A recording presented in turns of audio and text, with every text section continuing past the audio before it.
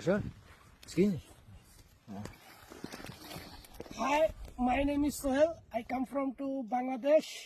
Now I'm a Russian army. Algasila Boxname Pabeda Bojit Janame. Ya Ruski, Russia Mus, Russia Bagatir, Bangladesh Mus, Bangladesh Bagatir.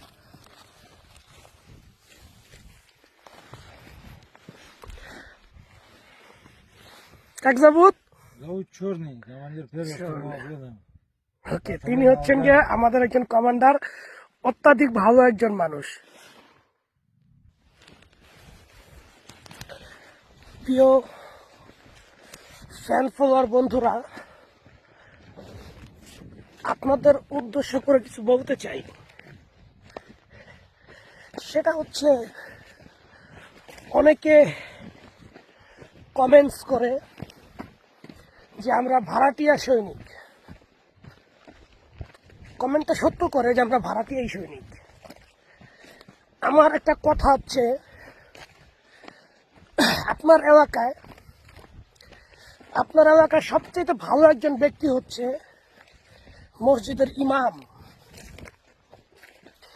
তিনি কোনো ঘুষ খায় না, সুদ খায় না, কোনো মানুষের ক্ষতি করায় না বা ক্ষতি করে না, স্বাভাবিক জীবনযাপন নিয়ে থাকে।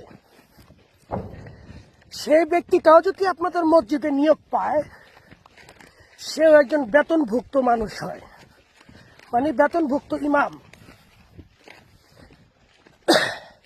তবে আপনাদের চোখে সেটা হচ্ছে হাদিয়া। আর আমরা সেনাবাহিনীতে জীবন নিয়ে লড়াই করি, টাকার বিনিময়ে আমরা ভাড়াটিয়া সৈনিক হয়ে গেছি। ঠিক আছে, ভাড়াটিয়া সৈনিক, এই দেশ আমাকে 1 বছর শেষে আমাকে নাগরিকত্ব দিয়েছেন। আমার স্ত্রী, আমার মা, আমার মেয়েদের সবাইকে দিছে। ভাড়াটিয়া সৈনিক যদি না হইতাম, তাহলে এটা কখনোই হইতো না, এটা মনে রাখবেন। আর যারা বলতেছেন যে রাশিয়ান সরকার আমাদের সাথে প্রতারণা করে, আপনি কিভাবে জানলেন প্রতারণা করে? যারা রাশিয়াতে চাকরি করতেছে তাদেরকে জিজ্ঞাসা করুন, তারা ঠিক মতন একটা দিন ভাতা পাইছে কিনা, প্রতি মাসের 10 তারিখে বেতন পাইতেছে কিনা জিজ্ঞাসা করুন। তারা কি মন্তব্য করে সেটা আমার জানান। ভাড়াটিয়া খুনি হই বা ভাড়াটিয়া সৈনিক হই, আমরা অ্যাকচুয়ালি সেনাবাহিনীতে চাকরি করতেছি। রাশিয়ান সৈনিকরা যা করতেছে আমরা তাই। তবে তারা এই দেশের গড় অনুযায়ী 80%, আর তাদের অঙ্গরাজ্য আছে, যেমন উজবেকিস্তান, কাজাকিস্তান, তুর্কমেনিস্তান, আজারবাইজান, এরকম কিছু অঙ্গরাজ্য আছে তাদের। এরা হচ্ছে 15%। বাংলাদেশ, ইন্ডিয়া, পাকিস্তান আর আফ্রিকা, এরা মিলে হচ্ছে মাত্র 5%। তবে এই সবগুলা মানুষ নিয়েই একটি বিগ ব্যাটালিয়ান সামরিক। এগুলাকে কন্ট্রোল করতে হলে তো বিভিন্ন ইউনিটে ভাগ করতে হয়, তাই না? তো সেম এরকম ভাবে তারা ভাগ করে চালাইতেছে। আর আমরা ভিনদেশিরা যেহেতু তাদের স্বার্থ রক্ষার জন্য আমরা সেনাবাহিনীতে যোগ দিছি, তারাও আমাদেরকে অনেক সম্মান করছে, অনেক সম্মান। আপনি কি দিয়ে বুঝাবো? কোনো কিছুর অভাব দেয় না। তবে সব জায়গায় একরকম না, হয়তো বা কিছু কিছু জায়গায় খারাপ হইতে পারে, সেটার বিষয়ে আমি বলবো না। তবে আমি যা দেখছি চোখ দিয়ে সেটা বলতেছি। আমার ব্যাটালিয়ান আমাকে যথেষ্টভাবে সম্মান করে, যথেষ্টভাবে। এরপরও আশা করি ইমামকে দিয়ে যে আপনাদের একটা বক্তব্য দিচ্ছি, আমার মনে হয় না আপনারা তারপর আর বারবার বলবেন ভাড়াটিয়া সৈনিক, ভাড়াটিয়া সৈনিক। আমি নিজেই স্বীকার করতেছি আমি ভাড়াটিয়া সৈনিক। বাংলাদেশে যারা বৈধ সৈনিক জাতিসংঘে যায়, তারা কি বাবার খেয়ে যায় নাকি? তারা ওইখানে গিয়া বেতন পায়, ভাতা পায়, তাদের লাইফটাও সেট আপ হয়। তবে সেনাবাহিনী দুই ক্ষেত্রেই হয়, একটা হচ্ছে জাতিসংঘ মিশন, আর একটা হচ্ছে কোনো দেশ যদি সেনাবাহিনী সংখ্যা কম থাকে, তাহলে বিভিন্ন জাতি দিয়া, বিভিন্ন দেশের লোক দিয়া তারা ওই জিনিসটাকে পরিপূর্ণ করে। আমরা সেই একটা পার্টিরই একটা অংশ, আর কিছু না।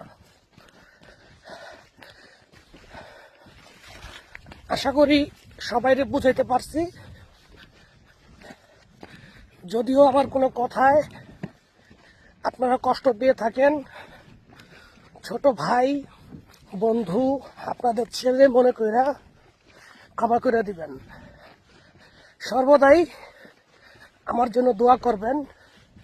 এই কথাগুলো বলছি, এই যে ভাড়াটিয়া সৈনিকের কথাগুলো বলছি একটাই কারণ কমেন্টস করে একজন আর দেখে 99 জন, কিন্তু ওই 99 জনই ওই একটা কমেন্টসের পিছনে তাদের মধ্যে একটা বিভ্রান্তি তৈরি হয়।